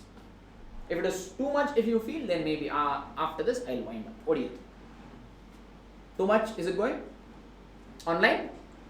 If it is too much, if you feel, maybe I'll just cover one or two small thing, and maybe in 5-10 minutes I'll wind up. Or if you're okay, I'll take it up next, because I want you to understand also, not just me blabbering and stuff. Yeah, understanding is also important. I know exams are nearing, but one day I'll give you Mafi, so that tomorrow you'll come prepared. That this guy will not leave, he'll take full loss. Yes. So let me know, whatever it is. Okay, but just respond for this now, for the time being. Okay? At least that way, because the moment we'll tell, we wind up the class, now the sudden Josh will come. Yeah. The TV went off. Sorry, sir? Okay? Yes, sir. Yeah. Now, sir, what do you think? Some thoughts, online as well as offline. Offline, Separate. separate depreciation, they're saying. Online, will you separate it, or will you calculate it as one go like this? Ideally, you should calculate separately. Ideally, you have to calculate separately. This we call it as component accounting. Fair enough? If the components or if the parts of PPE has a different useful life, then you need to calculate depreciation also separately. If all the parts had 20 years as useful life, then you can do it like this. Otherwise, this method is not acceptable. Is this okay? So now, actual depreciation is. So actual depreciation, or maybe we'll calculate off here. Maybe there are two concepts I can cover using this only. What is the carrying amount of this engine, sir? 2 million. You paid 2 million, no? You paid actually 10 million. Out of that 10 million, 2 million is towards engine. What is the useful? Can you tell me what is depreciation now there? Cost is 2 million. Residual value assumed it as 0. Divided by useful life, 20 years or engine car life? Engine car life, which will be 10 years. That means what will be depreciation? 0.2 million. Got it up. This you will depreciate. 0.2 million you will depreciate every year for 10 years. Similarly, what will be the carrying amount of the interiors? 1 million. What is the useful life? 4 years. That means what will be depreciation? 1 million minus residual value, which is 0, divided by useful life, which is 4 years. That means the depreciation will be 0.25 million every year per annum. All this is. Okay. Similarly, other parts ka carrying amount is how much? 6 million. Life is 20 years. So that means the depreciation per annum will be 6 million divided by 20. What is that? 0.3 million. 0.3 million. 0.33, yeah, no? 6 divided by 20 is a round number, no? 3 lakhs. 0.3 million. 0.3 per month. So far good? Manageable with this? So this is what we refer to as component accounting. Okay, so what is the funda of this? If fixed assets or if part of the fixed assets have different useful life, then you need to calculate depreciation on that also separately. You can't calculate together. That is a concept. Now this overall charges. So what is this overall charges? Sir, you're running an airline industry, meaning you're carrying the passengers from one city to another. Yes. If something happens to the aircraft, correct? Public life is at stake here. Yes or no? That means there'll be a strict restrictions. So normally this airline, ship industries and all, they have restrictions. What they say is, every few years, no, you should bring that aircraft, or you should bring that aircraft, we will inspect that. There'll be an inspection charges. That will be a major inspection. Thorough inspection will happen, saying whether this aircraft is fit to carry the passengers. That we call it as overall charges. These are not routine repairs. This will happen once in 5 years, 10 years like this. And this will be a huge expenditure, not small expenditure also. So these are basically what, sir? Inspection charges. But major inspection charges. That means this also you should what? Capitalize. First time when you bought it, no, that inspection charges would have already been included. There afterwards you need to again pay off. Let's say inspection you have to do it every 5 years. Like this. Fair enough? Let's say this inspection happens once in 5 years. That means you tell me, sir, how will you depreciate? First of all, did you get the concept? Yes. This overall charges, can you transfer it to P&L? No, this also will be capitalized. Because unless you incur this, will government give you permission to run that aircraft? Not possible. That means again this overall charges or major inspection charges should also be capitalized. Every how many years you need to conduct the inspections? 5 years. That means will you add this 1 million to aircraft car cost? Yes. That means will you depreciate this 1 million? Yes. But for how many years? 20 years or over 5 years? How many years you are doing inspection? 5 years. That means you will depreciate this overall charges every how many years? 5 years. That means depreciation charges on this will be 0.22 million per annum. That is what we wrote it here. Overall charges and major inspection charges should be capitalized and depreciated till the next overall or inspection occurs. Sir, first time you bought the asset and incurred overall charges how much? 1 million. Next inspection, when will it come? 5 years. That is the reason I have depreciated this 1 million over 5 years. Suppose inspection happens over once every 10 years. That means my denominator instead of 5 would have been 10 years. Like that. So inspection to inspection period you need to check. Over that period you will depreciate this asset. That is what I have written it here. Is this words a little clearer now? Everybody? Awesome. This I have already covered. If or maybe 1 moment, hang on. This I will just check there. Okay, maybe I can use this and take up here. Sir, engine, how many years I have assumed it will come for? 10 years. That means how much are you depreciating every year? 0.1 million every year. Yes, sir. That means, can you tell me what is the carrying amount or the book value at the beginning of third year, sir? At the beginning of third year, can you tell me the carrying amount of this interiors? Initially, you bought it for how much? 2 million. Every year, you need to depreciate 0.2 million. So, first year, how much depreciation? 0.2. Second year, 0.2 again. You are at third year beginning. I'm asking you the carrying amount. How much is this? $1.6 million is the carrying amount of this engine. Why does it have carrying amount? Because you will depreciate this over another 8 years, and at the end of 8 more years, this will become 0. Yes, sir. Every year you are calculating 0.2 million. 2 years over, still 8 years is remaining. Yes, sir. So far good? Yes, sir. Unfortunately, Vastu problem or whatever happened, engine got corrupted. Engine failed. Okay, and luckily no passenger was harmed. It was in the aircraft. It was in that airport only. There itself, when it was standing only, he got to know that the engine is corrupted. Fine. Now, using corrupted engine, can you run the aircraft? No, at least that much and all they won't allow. Yes or no? That means what you have to do now, this Air India? They have to replace the engine. Correct or no, sir? So, Air India replaced the engine. Let us say they replace the engine by paying 3 million now. The cost has increased. With year inflation, cost will increase. So they replace the engine by paying how much? $3 million. Now the first question to you is, can you add 3 million to this aircraft cost? Aircraft is your main property, plant and equipment. Yes, no? Can you add a new engine cost to the aircraft, to the people? Can you add new cost? Are you, by incurring the new, if you replace the new engine, sir, will you get the same benefit or benefit will be enhanced? Or simple rule, you just check. This is subsequent initial expenditure or subsequent expenditure? Subsequent expenditure. You can capitalize subsequent expenditure if recognition criteria is satisfied. What is recognition criteria? FEB and cost measure. By incurring 3 million, is this Air India company getting any future economic benefits? Yes. Can you measure the cost reliably? Yes. That means can you capitalize? Yes. Fine now. Okay. This is the no problem, we can capitalize. No issues with this. Yes.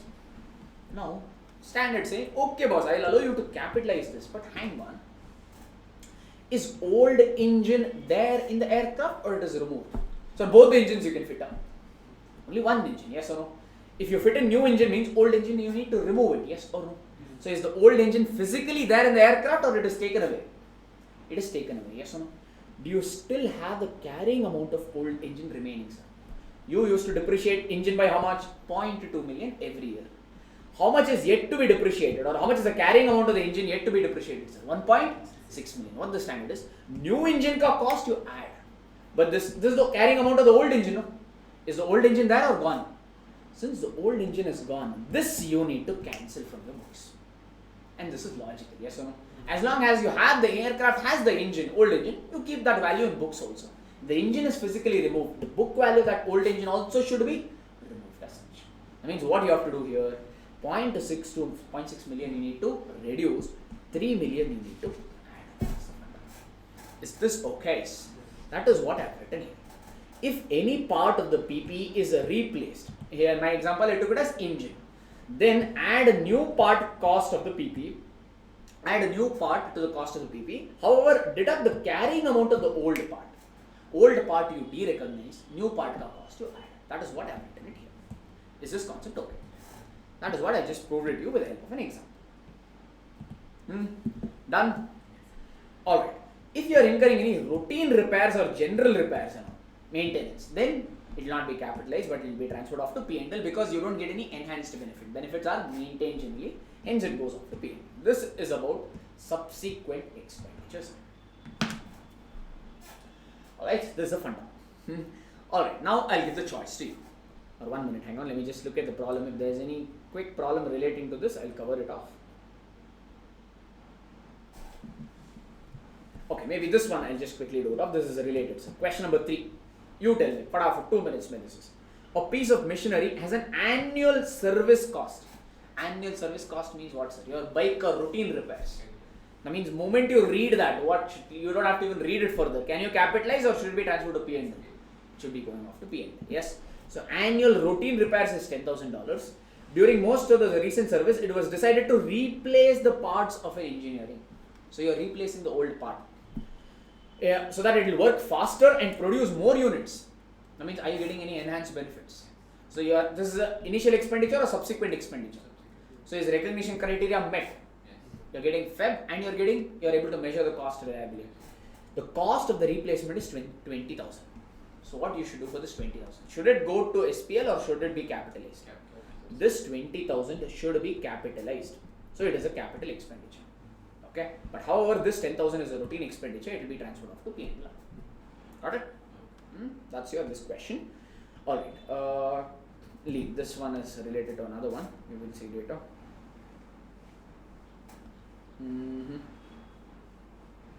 Overall maybe. Just now we did overall. This question is related to overall. We'll do of this. So one by one you're doing only, no sir. You're not leaving only. There's related. I don't want to take the related concept to the next day. So we'll finish now. An entity purchases an aircraft that has an expected useful life of 20 years. Same example I took. With no residual value, no salvage value. The aircraft requires substantial overhaul at the end of 5th year, 10th year, 15th year. Fine. Initially when you buy it, overhaul would have been already incurred. After that, end of 5th year, you need, meaning at the beginning of 6th year you need to incur, at the end of 10th year, at the end of 15th year. 3 times you have to get it inspected more. Fine. The aircraft cost 25 million and 5 million of this figure is estimated to be attributable that are to be restored by the overhauls. Meaning you purchase the aircraft by paying $25 million. Towards aircraft you have paid $20 million. Towards overall charges you have paid $5 million. This is okay. Just like the same thing that we did. No? In the year 6, the cost of the overhaul is estimated to be 6 million. 6th year beginning again you need to incur inspection charges. No? That they are saying is 5 million. Due to inflation, maybe the inspection charges also has increased. Initially it was 5 million. From 5 it has become 6 million. They are asking depreciation from year 1 to 5 and from 6 to 10. Can you help me with this? Same simple depreciation they are asking. My example, I book it as engine, interiors, others, overall. Here only 2 things. Overall and others. Same. Can we do it presented like that only? Solution any which way they have given. We'll check the solution later. So aircraft. What does aircraft ka total cost, sir? 25 million. Yes, no. In this 25 million, how much did you incur for overall, sir? 5. Overall, they are saying is 5 million. They only told.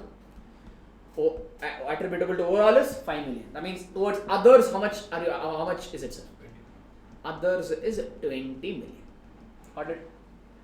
Now, this is the original cost. Yes, sir? So far, okay? What is the life, sir? Will you depreciate? Overall life of the aircraft is how many years? 20 years. Will you depreciate overall charges also for 20 years? No. You will incur overall inspection charges every 20 years or every 5 years? 5 years. That means you will depreciate this overall charges by over how many years? 5 years. How about others, sir? Others you will depreciate over useful life of how much? 20 years. Is this okay? So, if you calculate this, what will be depreciation per annum? for year 1 to year 5. Can you tell me, sir? Cost is 5 million, residual value is 0, useful life is 5 years. Because inspection, every 5 years you have to do the inspection. So that means this will be 1 million per annum. Yes. Similarly, what will be depreciation or depre on this? 20 million is a cost, a residual value is 0, useful life is 20 years. That means this also will be how much? 1 million. Got it? So that means the depreciation from year 1 to total depre will be how much now then? And maybe I'll put a total column here. Total depre will be how much? Towards overall 1 million, towards others 1 million. That means the total depreciation will be 2 million. From year 1 to year 5, every year you will calculate depreciation to the extent of 2 million. Manageable. Okay, this is the funda. Next they asked what? Or can you tell me the carrying amount at the end of year 5? First let's find out this. Carrying amount at the end of year 5. Your overall charges was how much, sir? 5 million. Fine. You will depreciate every year. Overall charges how much? 1 million. I am asking you carrying amount at the end of 5 years. That means how many times you would have charged depreciation? 5 times or 5 years. 1 million is a depreciation for 1 year. For 5 years, how much is the depreciation, sir? 5 million. That means it will be 5 million minus 5 million. How much is that? 0. That means it is fully depreciated. Manageable. So the carrying amount of the overall charges is not there because it is fully depreciated. Similarly, can you tell me the carrying amount of the other parts? Other parts ka total cost is how much? 20 million. This you are depreciating every year to the extent of how much? 1 million for 1 year. How many years over? 5 years. That means this will be what? 20 million minus 5 million. So this will be $15 million. Manageable because I am finding the carrying amount at the end of year 5. Why did I find? So they are asking depreciation from year 6 onwards. So hence I am finding it. Okay. Now, sir, at the end of year 5, can you keep quiet or one more inspection charges you need to incur? Every 5 years you need to incur inspection charges. Yes, no. Next inspection charges at the beginning of year 6, how much you should incur? At the beginning of year 6 or at the end of year 5, one and the same. What is the next inspection charges? 6 million. So, will you transfer inspection charges to P&L or will it be capitalized? Just now we learned inspection charges. These are major inspection charges, due to which obviously benefits will accrue. So the inspection charges should be capitalized. That means what will you do here? New inspection cost will come. Yes, sir. So you will capitalize new inspection cost. What is the new inspection cost? 6 million. You will add this to the cost of the aircraft. Again, what will you do? Depreciate. Depreciate over what, sir? Total life of the aircraft is 20 years. How many years over? 5 years. So the remaining useful life is how much? 15 years. Will you depreciate this 6 million over 15 years? Huh? No. Because inspection every how many years once you will incur? 5 years. That means again you will depreciate this new inspection charges over how many years? 5 years. So the new inspection cost is 6 million. There is no residual value for inspection charges. This will be again depreciated for 5 years. That means per annum, what is the depreciation? Depreciation every year from year 6 onwards, it will be $1.2 million. Manageable. This is towards inspection. What is the carrying amount of the other parts? 15 million. Yes, no. This also you need to depreciate. What is the residual value? 0. Divided by what? Or new inspection charges is not there. And the depreciation column I'll write. Carrying amount is how much? 15 million. Residual value is how much? 0. Divided by what? Useful life. It is not useful life. It is remaining useful life. What is the remaining useful life now? 20 years or 15 years? 15 years. That means this depreciation will still be 1 million. That is the reason we say straight line method. No, under straight line method depreciation will be same. Previously also it was 1 million only. Now also it is 1 million. That's the reason depreciation. Fine. If you calculate, you will calculate like this. So this straight line method formula is original cost. It is not actually original cost. It is carrying amount minus the residual value divided by remaining useful life. Only first year normally we calculate depreciation under straight line method and rest everything we write it same. But there is actually a calculation. This is how you calculate. You should take carrying amount. You should take the residual value divided by remaining useful life you should take. If you calculate, still you will get depreciation as 1 million. That is the reason we say under straight line method, every year you don't have to calculate depreciation. Even if you calculate anyway, each way you are going to get what? Same number. That is the reason, no point. I mean, now can you tell me what is the total depreciation? 1.2 million for overall, 1 million for others. That means the total will be 2.2 million. From year 1 to year 5 it is 2 million. From year 6 to year 10 it is 2.2 million. That is the answer or check. From year 1 to year 5. Year 1 to year 5, 2 million. From year 6 to year 10, 2.2 million. That's all it stands. This is your overall chart. Iska fund. Okay. Yeah. I think this is where we should say goodbye. Otherwise, you may start hitting me. Yeah. I think yes. I think you must have reached a little break-even point. No. No problem. So it's okay. So we'll wind up at this point of time. We'll take up the remaining topics in the tomorrow's session as such. Fine. But this method overall is okay for you. No? It'll take a little extra time, but I feel it's easier to remember it. Or we can do it faster also. I have no issues. That's the reason I brought in charts. I can cover F7 in 40 hours also. I can do it in 100 hours also. We have bandwidth for both. But I feel this is okay. If you are also okay with this, I'll continue. Yes, online also comfortable with the methodology we are adopting. Yes, awesome. Alright, so I think that's it for today's session. We'll catch up in the tomorrow's session as such. Thank you.